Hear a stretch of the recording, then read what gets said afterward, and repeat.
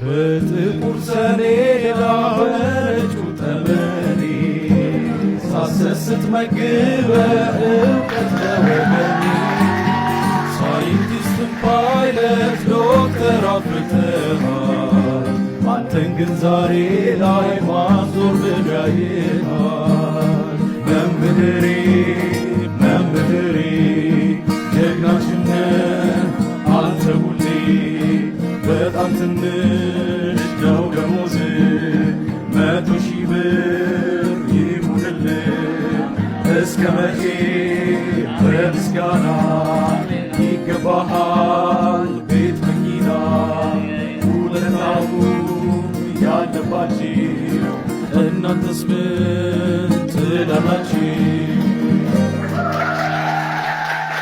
በሕይወቴ ለመጀመሪያ ጊዜ ነው እንደዚህ አይነት ምስጋና ሲሰጠኝ። እውነቴን ነው የምላችሁ።